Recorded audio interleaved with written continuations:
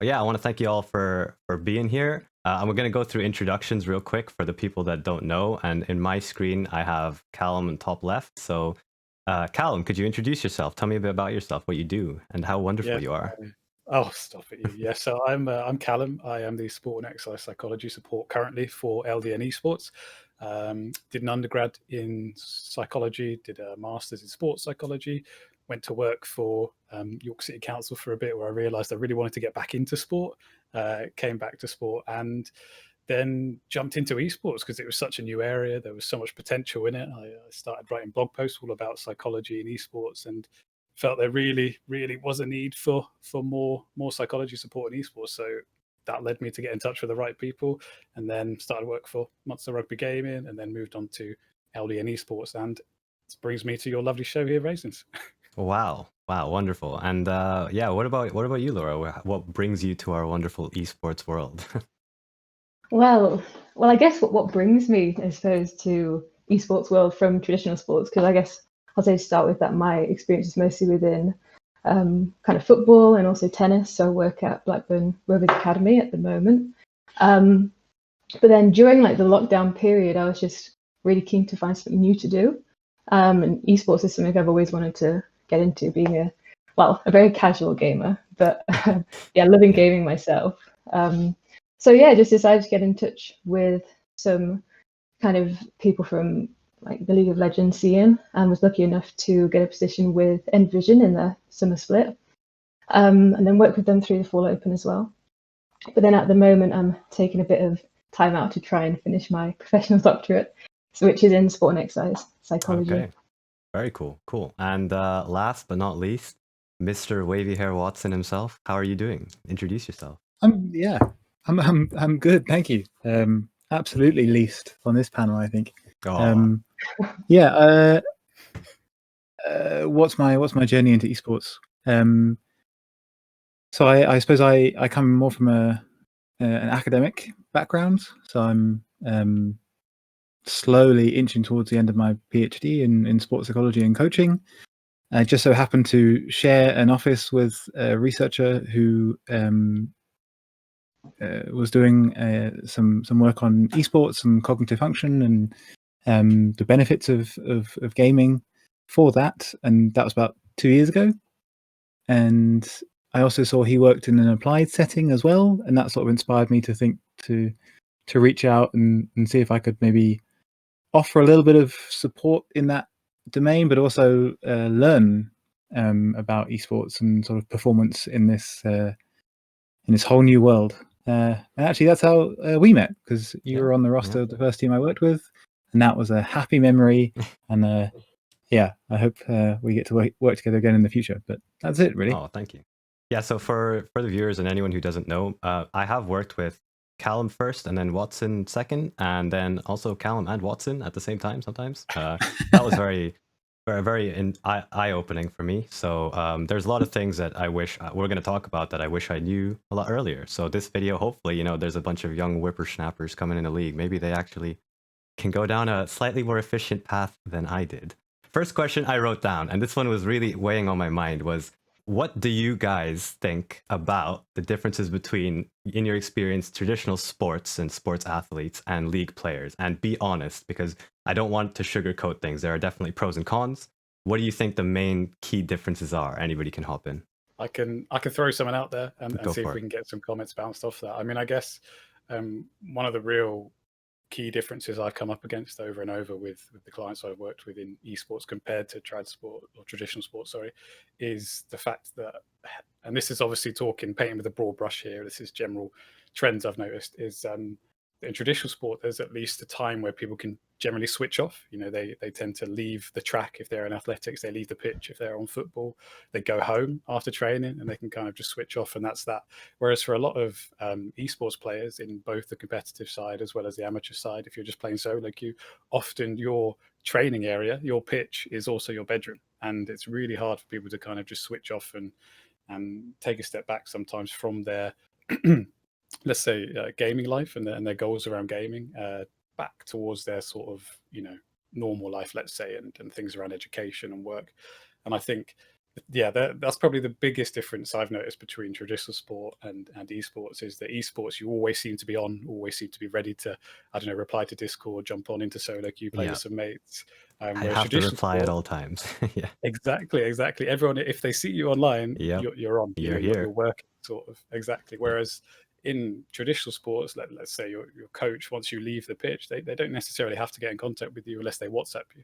Just a slightly different dynamic that I've noticed. Okay, I'll take that question and throw it to the other two with a different spin.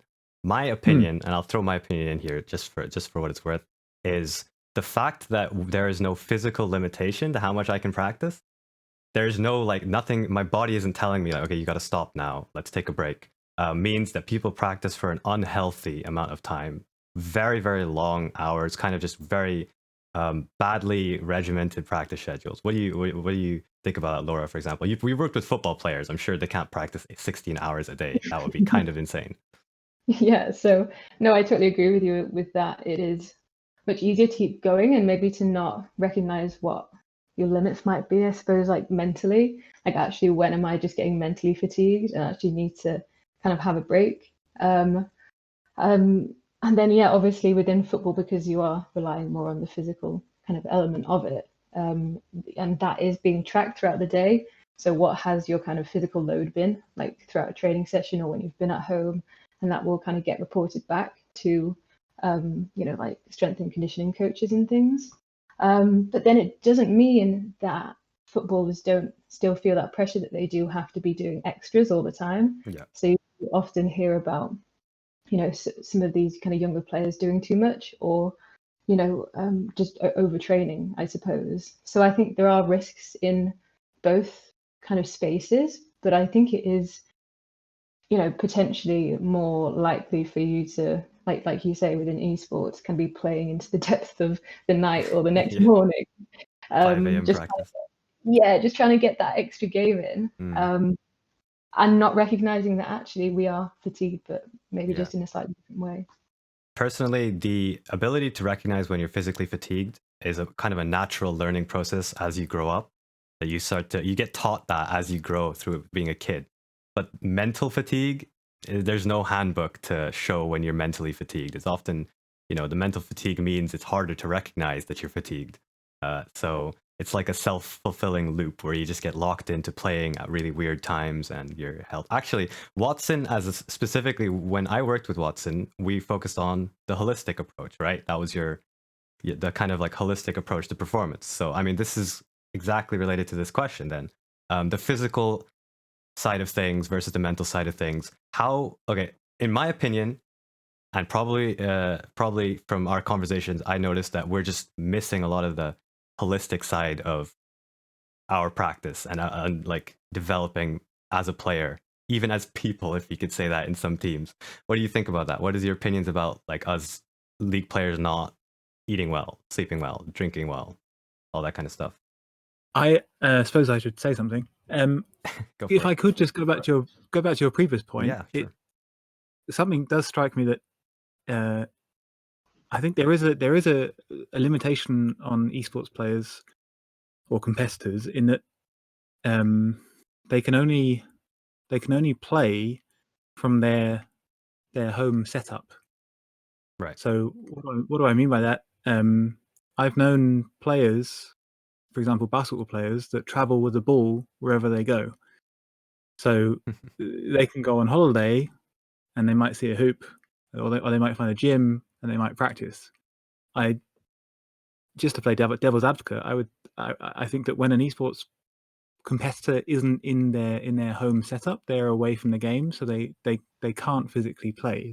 Was that have you ever, when you've never gone away, you've never traveled and found a setup and played, have you? Or I have, and you have to do that, but there's a massive disconnect between, like, it's a giant leap, right? Whereas when you're playing like basketball, you're playing traditional sports, you do that naturally when you go to play away games or even just practice in a new location. But yeah, like the first time I traveled and I had to play in a new setup, I played horribly, and it took me a very long time before I like got comfortable doing that. So that's a really good point. Yes, I agree with what you said. I don't know. I don't know if it's a good point, but I think there is like two sides to it, because Yeah. one is that if you're, I imagine, Raisins, this is your gaming setup. Yep. And your bed is right behind you, right? Yes, So sir. there your workplace, your It's all blurring to place one. of Yeah. gaming, your recovery place is all one place, right? I think maybe, yeah, there is something to be said for having that separately, but also the fact that you can't take that with you when you leave the room. You have to leave it behind. Perhaps there's something Yeah. Very good point. there. And if I could take my bed with me, I would take my bed with me. Fortunately, I cannot. So, but I get what you mean. Yeah, you kind of locked into one practicing style and practicing area. That's a very good point. Yeah, you can't just go for a pickup game outside with your friends. No, exactly. That is impossible, unfortunately, with the game we play. All right, okay, so that's some pretty interesting points. My next question is a big one, and this one I get asked this constantly. I get asked about how do you deal with the number one complaint I'm sure with all of your clients, players, is probably solo queue frustrations or stress from solo queue. There's probably a lot of that. I'm not doing well enough in solo queue. My teammates are annoying me in solo queue. I feel like I should be playing solo queue differently. Something about practicing. So, with that in mind, this is one of the most divisive ways of practicing. Do you people think solo queue is a good structure for practice? Or do you think there's a better way we can practice? Because that is something that has been on my mind a very long time. And I will leave the floor open. I feel like there is a better way to practice, but it doesn't exist yet, right? I think that's the common way of thinking. Yeah. Certainly, I think solo queue is not ideal. It's not ideal to play random complete games to try and improve. Even if you've given yourself the perfect training plan for the week ahead, there's no guarantee that you get to work on the things that you want to work on. So I think we can certainly say that just playing game after game on solo queue is too random to really be effective practice. But then the alternative really doesn't exist. Obviously, playing in a team is good, right? But you're talking about downtime that isn't, or like your own time that isn't perhaps led by a coach or directed by a team and preparation. So, yeah, I'm not sure what in League of Legends, I'm not sure what the best way would be. I imagine in other games like first-person shooters, you can do some of the aim practice tools. You can use them, I suppose. I suppose that's also an interesting way of training. But what do the rest of you think? I'm stuck on that one. You're giving a hearty chuckle, Laura. Do you have any strong opinions about this topic? No, I was actually just thinking about when I first started thinking about coming to play in League. I remember Callum, I think it was you I was talking to, and you were like, well, you can't really manipulate the training environment, and I was like, oh, like, whoa, what? Really? Like, and it just seemed so alien because, of course, in Yeah. traditional sport, that's basically what coaching sessions are. You're manipulating it to a specific skill or whatever it is. And like, Matt's saying, we just can't do that within solo queue, within even if you're playing with the team. So just chuckling, I suppose, to the fact that it still just seems crazy that there isn't a better way that we can kind of pinpoint specific aspects of training to benefit these players, especially when we look at how elite a lot of these players are becoming now. It's like, what I suppose, do they do something differently? Is there something kind of special that they're doing in order to allow them to train, differently or more effectively? That's the phenomenal part. Most of them just get amazing through solo queue. It's like a self-selecting system, with the people who thrive in solo queue end up going on to thrive in. I mean, not always, but to some degree, that's a very it's been 11 years, and Mark Merrill or Trindamere, if you're listening to this, Brandon Beck, please, it's been 11 years we've been asking for a better practice tool. Just like, please, I will sell my left leg if we can get a better practice tool. But what are your thoughts, Callum, on this? Yeah, I mean, just like Laura said there, this is something I've wrestled with since coming into the area. Initially it's so hard to go from traditional sports where you have the flexibility to manipulate practice to get you ready for pressure situations, to set things up in a way that today you're practicing, like for example free kicks, because you guys aren't great at free kicks, you've got to practice that. When it comes to league and you're playing solo queue, if you Play know, a full right, game. I'm going to play this 40-minute game on the hope this one scenario comes Yeah. up so I can practice it and get it right once. It's so It's inefficient. absurd, and then we've isn't got it? to ask, we've got to ask, how do we make it more efficient? And to kind of draw from other sports, other esports, sorry, I've worked in. There are people I've known in Overwatch, for instance, that will set up servers online just for themselves. They'll bring in a volunteer, a friend or something. If they want to get better at their aim, they'll make them play Tracer, let's say, make them whiz around the map whilst they play Widow. And if that's their goal, and maybe they'll ramp up the server settings to 150% speed, so it's even harder. And they won't leave until they've hit them, let's say 3 times, and they'll do that over and over. And that is a form of deliberate practice in those games, but it's so hard to bring that concept to League because of the way it's structured. The closest thing I've come to in terms of deliberate practice in League is sitting in that practice tool yourself.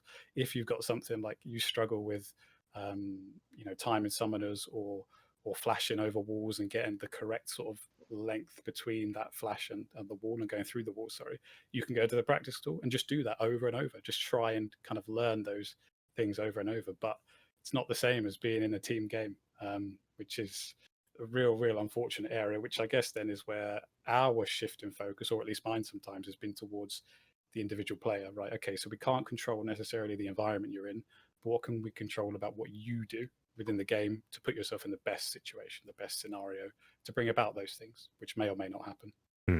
Yeah, it's a tough question because again, you and me are not in control of this problem. This is a completely unsolvable issue for us. We cannot, as Laura said, we can't manipulate the practice environment, which is a very great way of putting it, unfortunately. Moving on from there, my next question would be, if you had to give one sentence of advice to someone, and I get this in my stream a lot, people come into my stream and say, how do you deal with either teammates being bad or the anonymity causing toxic play, flame, aggression, you end up getting in fights. How do you deal with that? If you could give one sentence to the casual, average person who is having a really tough time in League, what would you say? It's a $1 million question. I think. $1 million question. This can make you a lot of money right now if you get this right. Trying to fit it into one sentence. It's tough, yes. I have thought about this for over 7 years.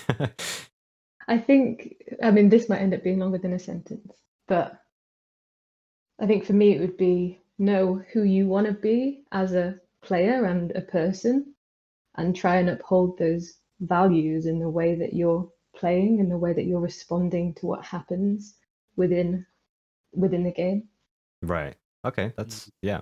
I think a lot of problems I had early on was attaching my rank to my identity, and therefore any sort of outside influence made it felt like I was losing part of myself if I went down in rank, or vice versa. So not very healthy. Yeah. And I think if we can try and attach our our worth, I suppose, a bit more to who do I want to be, and am I showing these values? Am I don't know, like upholding them, like in the behaviors that I show kind of whilst I'm playing, then actually if I win or lose, I still have a marker to go off. I can still say, actually, I approach this game with, I don't know, integrity or whatever it might be.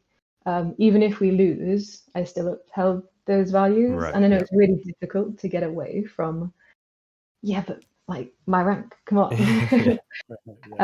But it's something that we can learn to do. And I think as well, when you're talking about identity, we might also start to consider, well, how much of my identity is League, and is there a way that I can broaden that so that actually, if I lose a game, that's not my whole identity that's just been shattered. It's only, I don't know, 50% of it. True. Yeah, that's still better than 100%. True. Yeah. Okay, I actually wanted to ask Watson, and specifically related to this question. Imagine you're worked with basketball teams in the past. Imagine you walk into a pickup game. Back in Houston, when I lived in Houston, I would walk to the local park. There'd be some random people playing basketball. I could join them, okay? Now imagine a world in which there was one person, completely anonymous. They all had masks on. I couldn't tell who they were somehow. One dude could just take the ball, could just pop it or just like throw it over the wall and just start kicking people in the shins, and I couldn't do anything about it. How do you deal with that situation as an individual? Like outside of like, what do you do mentally to deal with that? So the problem with solo queue, where can you put your focus to make it productive?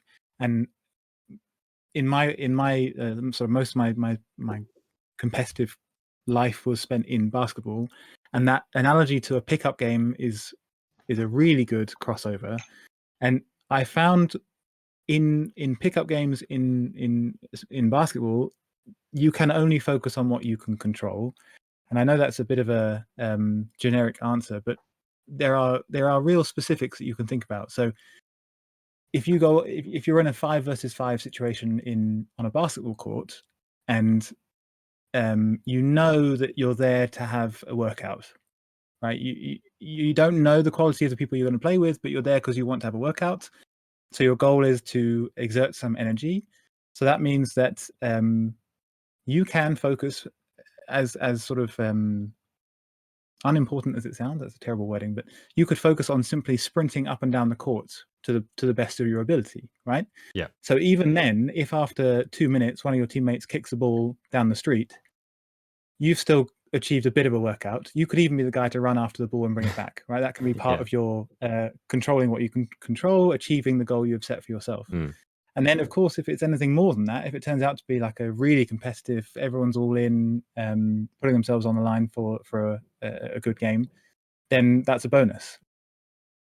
I think over time that would be frustrating, because you would want to have more than that and work on more than just that over time. But perhaps you could say, well, in situations where I have the ball in my hands and I'm in this position on the court, then I would like to try and execute this skill or thought through, or have this thought process, like this court awareness. And I wonder if that... Sorry, go on. No, well, I wonder if that does cross over so well to solo queue, because let's say you're usually a support player, Raisins, a very good one. And like in a solo queue situation, it could be like I would like to coordinate well with my bot laner, right? I would like to be really good at recording sums, things that are totally in your control. Yeah. But that also relies on other people, perhaps more so than just throwing up and down a basketball court. So I'm not sure if I've really got it right there. Anyone else? What are your thoughts, Callum? Yeah, I mean, first of all, I love the analogy. I'm going to absolutely steal that in future. That's such a good way to look at solo queue, because you're right. Like you can jump into a match, people you don't know because you want to play. But unlike a pickup game, unfortunately, your rank is also on the line. It's not unranked unless you choose to go into unranked and just have a laugh and a play about. Your rank is on the line, so you've got a bit of a vested interest in this, which makes it even harder. But I absolutely echo what Laura and Watson said there, is that for one, having your values and your, like we said earlier, your self-worth entrenched not in that rank, not in things that other people are able to impact, can be really, really important. And for controlling what you can control in the game, I would say make it useful. Even if someone is doing something to thwart that, even if someone's trolling you in the match, flaming you, etc., get something out of it, because there's nothing worse than someone doing that and you lying down and going, okay, yeah, this is a throwaway, FF, this is terrible. You can still FF, obviously, if it's infuriating. But the key is, what can you actually try and do? Treat it like a practice match. If someone's doing it like that, if you know your rank's going to go, you're probably going to lose anyway. What can I go and practice just to try and get better at? Maybe I can, try and find my own ball and bring that in and just start practicing with the hoop on my own. Maybe I have to be the playmaker. Maybe I'm going to use this as a moment to test, can I be that playmaker, even if someone else is really, really, really trying to annoy me and really thwarting me? Because if you can, what a great experience for the next time it happens, because it will happen again in solo queue. If you prove to yourself you can refocus on yourself and potentially become that playmaker that you needed, then you could potentially go and do that again, or at least you can draw on that in future if it does happen again. Yeah, this specifically, all three of your answers, I wish I had known when I started playing. Again, I was very young. I was very kind of like, I just played the game for fun while I was in school. But for everybody who comes into my stream, anybody who does watch the YouTube video and keeps asking me these questions, at some point you have to suck it up and realize that you are not in control of every single game. So yeah, very, very, very relevant advice. and it will it will improve your mental health drastically. There is definitely a very heavy burden if you try and take every solo queue game to heart. So a lot of people have mental health issues and struggle very much with their negative self-esteem, in especially even in casual play. You know, it really seems to affect people. So yeah.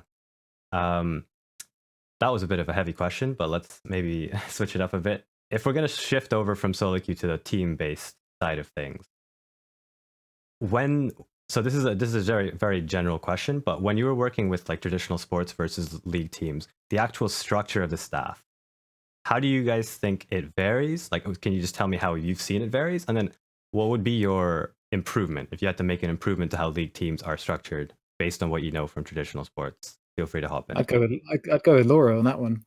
Go for it. Oh, thanks. Okay, let's see. So I guess the first thing is just, well, I guess we've got to think here. Kind of my two experiences would be one, kind of working with like UKLC team where maybe they don't have like as many staff members, so you've got an analyst, a coach, maybe a psychologist, and then kind of management. So you can more or less count on one hand kind of the amount of kind of people the players are going to be communicating with. Whereas I suppose kind of working in a football academy, you've just got so many more staff members that could be working with the players, talking with them, supporting them, whatever it might be. And I guess that can bring its own challenges and its own benefits at the same time.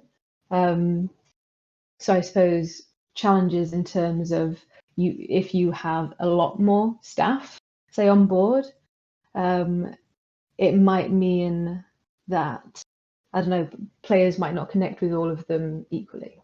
So it might be difficult for them to have a good conversation with the nutritionist or one of the coaches. But then at the same time, you might have more options so that they can find someone that they are comfortable to talk with.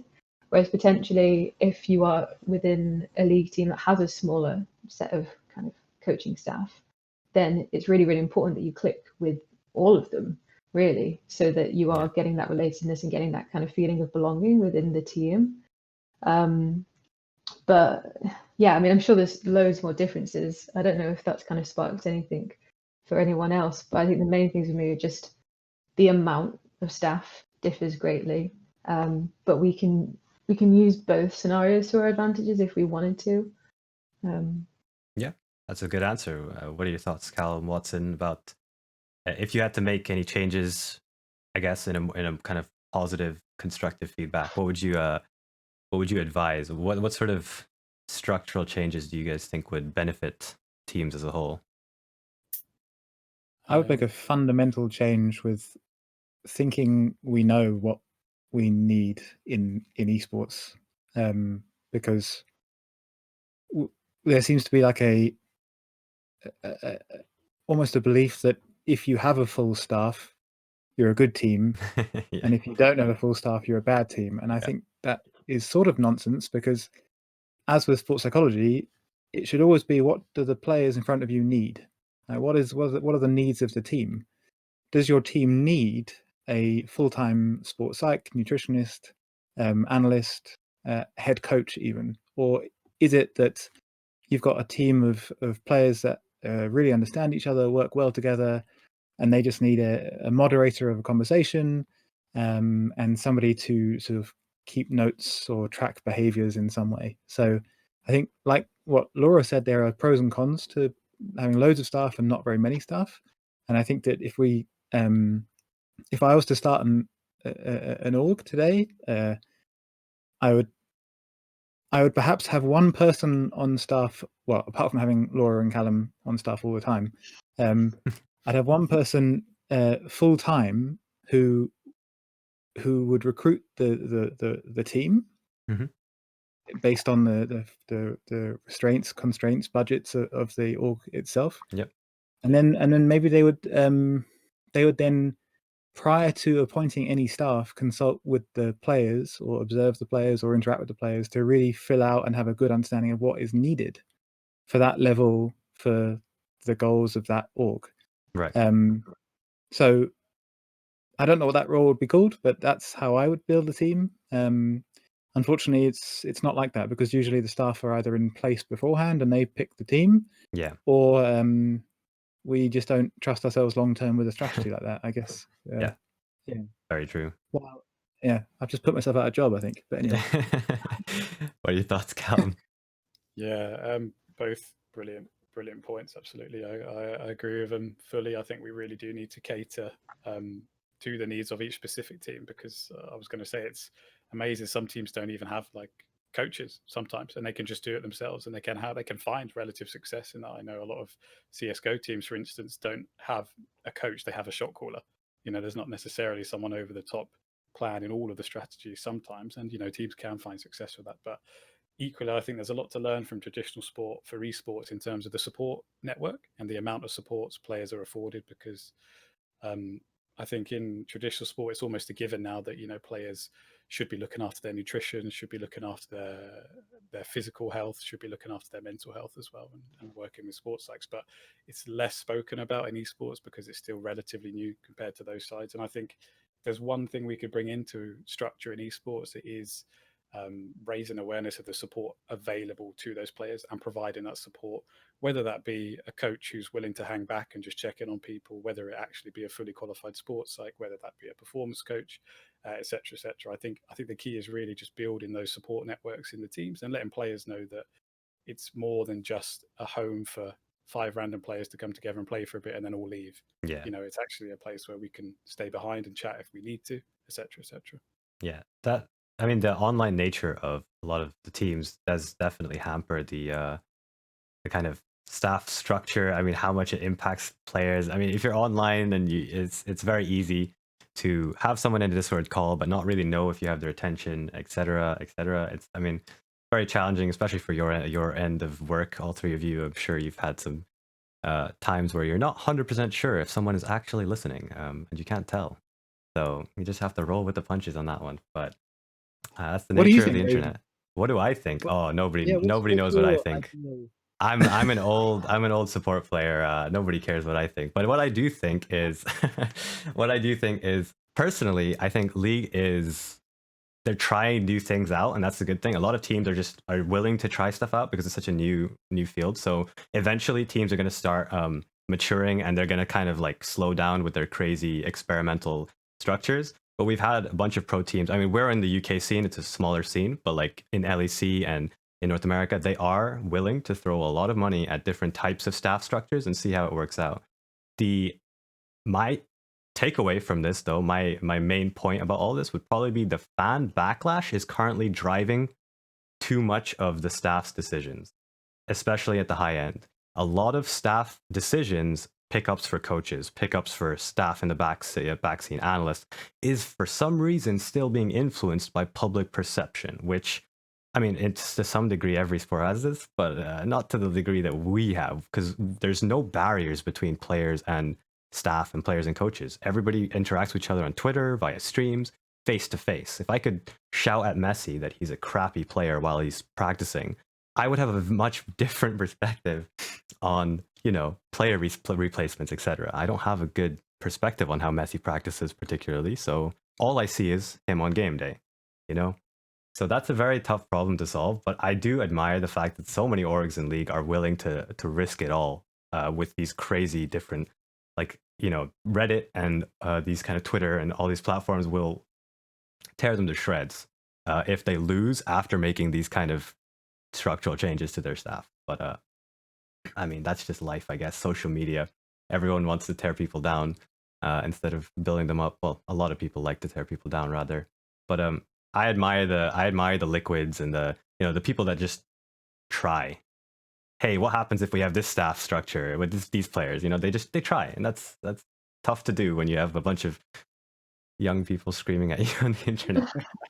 So yeah, I can see a really interesting research project here where we go around interviewing teams that have had different staff structures and see what they got out of it, what was good, what was bad, and then we can mush something together and be like, this is the best way to go. But the thing is, it's going to be different for everyone, though, isn't it? It is. Yeah, that's a good pre and point. post measurement. Do pre and post questionnaire, and in the middle we flame them on Twitter. Oh Yeah. boy, yes, yeah. Like, You have to- add some Entirely stress epically in there. sound. Exactly. Completely. I like that idea. That's a moneymaker. So the last couple of questions I have, I had an observation that I've started to notice now that I've actually gotten a little bit on in terms of my league career, is that in league, okay, so the way I would phrase this question would be, football, you do not have a new patch every 2 weeks in football that changes the shape of the goal. That is a rather interesting concept for a competitive game. If chess randomly made the knight move in a T shape instead of an L shape, I think we would have some issues. So my question to you would be, there's a much shorter time span in League than any team can be on top for. I think we've seen this, like, there's no Roger Federer's yet for like 15, 20 years of his dominance, or, you know, the Messis of League. I mean, to some extent, you could argue Faker would be one of them. Faker still had very, you know, quick ups and downs just based on the meta changes in the patch cycle. So do you guys think that the reason that we're not seeing these kind of like long dynasties is because the game gets changed so regularly, or it's because we are a very young scene and we're all running around kind of like headless chickens, learning as we go about how to make a good team and good players? Or maybe it's the practice environment questions I asked you about. I don't know. What are your thoughts? This could be a very broad question, but what are your thoughts on how the game changes so much, and how that affects the dominance of pro players?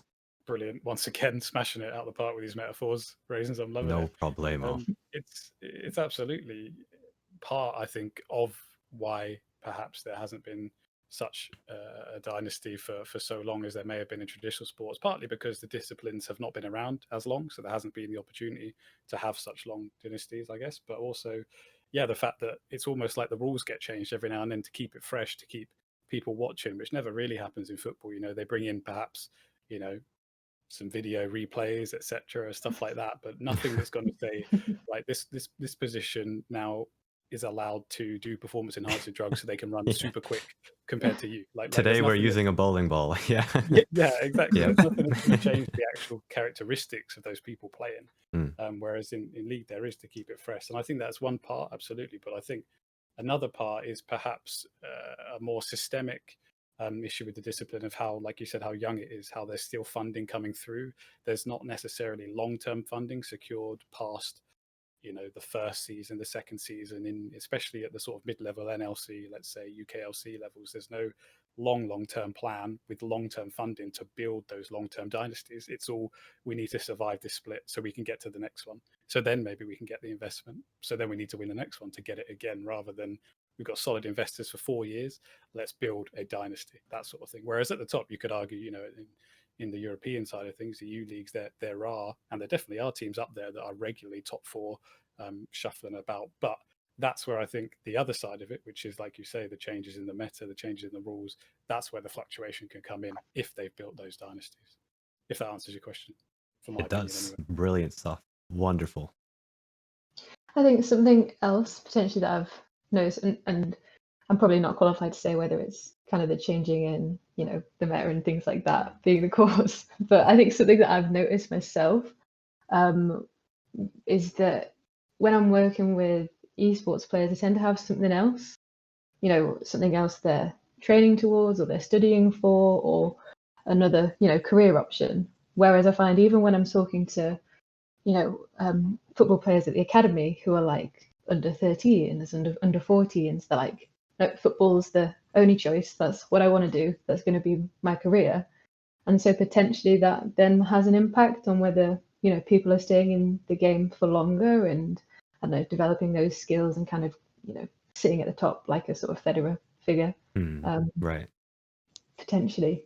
But It's a tough issue because, again, league's only been around for 10 to 12 years. So, I mean, bit of a hypothetical, but what do you think, Watson?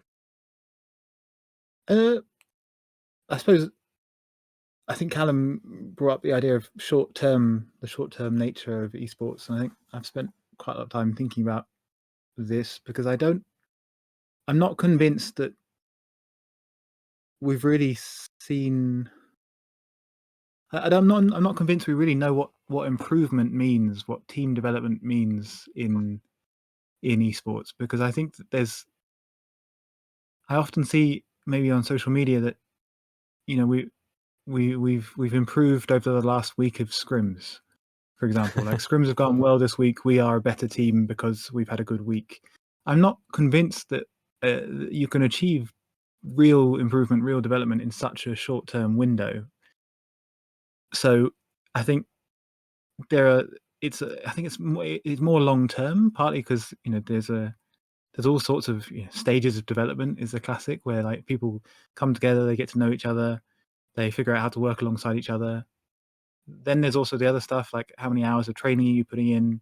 Do you have other things in your life going well, or do you need support in those other areas? There's so much that underlines performance. I'm not sure you can really change things over a week. Can you change things and really, really improve over the course of a split? Probably. But would it be more beneficial to be together for 2 years? And would you be better after those 2 years? I'd say probably, if you have the chance to be together that long. So yeah, it's like Callum said. I think that things fluctuate, maybe not so much because of the patch note changes, because I also imagine that at every level of competition, people are very good or very similar in their abilities to react to game changes, updates. And I think maybe at the highest level, you've got like professionals that really understand those changes, and so within a similar window, they will have adapted to those changes, I think. So I'm not sure that's the reason why a team might not do so well as another team in one or two splits. But yeah, I think the sort of just the short-term nature of things and how we judge things in such a short-term window is interesting, and maybe something we should try and understand a bit better. Yeah, it's. I personally think that, again, it's a complete hypothetical question. So you guys would all be predicting the future if I said you were right or wrong. So hopefully one of you did, and I can link this clip on Reddit and get a lot of karma and years down the line. But I have a question for you there, Raisins. Go for it. Wonderful. Selfishly indulging my own topic here, but can you talk about or speak about a time where you have experienced a team that has improved? And what does that look like, feel like, and how do you know it was improvement, not just... Oh my goodness. What is the longest time I've been on a team with the same roster, Watson? That's the first question I have to think about. Oh my gosh. Probably, I don't think I have been on a single team that has not changed their roster after one split, to be very honest with you. I don't think I've been on a single team which has not changed their roster after one split. So I'm only working in 3-month periods, my friend. We're already in the 3-month short-term window that you're talking about. I mean, it's a very short time, right? Like you said, it's not really long-term that we're thinking about. So, but over the course of the 3 months, I have had 1 or 2 teams which I have thought like, okay, we started off, everybody thought we could reach this point, but we actually exceeded that by, like, you know, teamwork rather than just one player or 2 players being very, very excellent. That has happened. In fact, I would actually argue that Envision's roster that beat us in summer was one of the more surprising showings of teamwork, because we went in with London Esports, my team went in with a very kind of star-studded roster, and we were all like looking to be, they're going to go undefeated. But then Envision started this season very slow and very kind of like disorganized and disjointed in their draft and their play. But then by the end, they were the most coordinated. And that was a testament to, in my opinion, they had a very, very up-and-coming jungler, and he's doing great things now. But at the same time, it was like they had a very specific strategy, they stuck to it, and they didn't try and spread themselves too thin. But that was a 3-month window, so that's my answer. It's like, in 3 months, that's the most I have ever seen a team do. You choose one thing, and you're like, okay, well, this is what we're going to do. And you just roll with it. There's no jack of all trades, let's try and brush up on this, No, you tunnel in on one style, one play style, one team identity, and you stick to it. And that seems to be the prevailing method of most teams I've joined now in the last 2 years. That's been what they've tried to do, because I think a lot of people realize that 3 months is just not long enough to, you know, make these players, I don't know, organizations are very, very hesitant if they've only signed a player for 3 months to sit there and go, they talk about it, they say, we're going to go for long-term growth. Do they really commit to the long-term growth? I'm going to have to say no, unfortunately. It's not their fault. What does committing to long-term growth mean in esports when the player can just leave the next, like, why would they want to? That's a lot of their investment has just gone off to their competitors. So, I mean, it's a tough situation. But I hope that answered your question. So, 3-month period Insightful. has longest period I've ever been on a team without roster changes is 3 months, which is probably crazy, but it is what it is. Does that go for staff too? Were you ever with the same staff for more than a split? I don't believe so. I think the closest I came to ever having the same staff was you. Or, I mean, it was you in London. I mean, I stayed with London for a decent amount, and it was London still shuffled around like three people in their staff. So, Yeah, I just hung around. I think they forgot to get rid of me. But okay. they brought in Callum instead. Right. Was that you eating all the food in my fridge? Okay. I get it now. So that was a really interesting discussion. My personal. So let's wrap things up. I have 2 more questions, and then 1 more question specifically for NBA fan Watson. But if you could, really quick question, if you could describe your. This is a bit of a classroom question, but humor me. If you could describe your experience in esports, working in esports, in 3 words. You have only 3 words, and if you say any more than 3 words, I will edit you down to 3 words. What are those 3 words? All right, let's start. I'll start from top left. My boy Callum, give me 3 words. Okay, you ready for this? I am ready. Recording. Exciting, Mhm. rewarding, and tiring. Exciting, rewarding, and tiring. Wow, you can put that on a poster. That's great. Fantastic. All right, what about you, Laura? What are your 3 words for esports? Don't worry about trying to sell it. Just be honest. I want honesty here. Okay. I'll try and just say the words. I'm always going to be like, I want to explain it though. But let's go with refreshing Ooh. and a learning curve. Okay, refreshing and learning curve. I'm going to remove the because that is I'm going to count that as a 4th. I'm going to edit it out, and there'll be a jump cut in the middle. Don't worry. So, Watson, hit me with 3 words. So I had the most time to think about it, right? So Cheating, true. They should be better, but I think you guys nailed it there. I would go with dynamic, being that it's very fast paced. Things change a lot, but that also sweeps you up. So it's more of a positive way of saying things. Okay. And then thought provoking. Those are my second 2, but they're connected, right? And I'd say thought provoking because all of us, I think we all spend a great deal of time thinking about esports and performance and well-being, and it's been a real pleasure to be involved in. I'm happy that we're in at this time when things are still emerging, right? So thought-provoking, yeah. Wonderful. Okay, that was about 80 words, but I'm sure I can work with that. So sorry, guys. No, it's fine. Sorry, mine are dynamic, thought-provoking. Dynamic and thought-provoking are really good. But yeah, that is very, very interesting. I do agree. My 3 words, I will have to think a lot about because I can go in very many different directions. But I would say it would be educational, friendship, and annoying. Yeah, definitely throw in an annoying there. I think I have never been more annoyed, but also it's kind of like a love-hate relationship with this industry. Love it, but I hate it. But anyway, last question, and this is the most important question. This is Fnatic or G2. You have to answer correctly. Otherwise, I will not include any of your answers in this interview. Of course, I am jesting, but what do you guys think? Fnatic or G2? Throw it out there. Put your allegiance on the table. Fnatic. Alrighty. I'll say the same. Fnatic. Oh, okay. Watson, you gonna break the curve? Or are you gonna go? I suppose Fnatic? I should. I don't. I was going to say Rogue, but that's cheating. That is definitely not an answer. Yes, Fnatic or G2. I'll say G2 because I read the other day that they were approached by Fnatic about the availability of perks. Mm-hmm. They didn't respond and later claimed they never heard from Fnatic, and I thought that was quite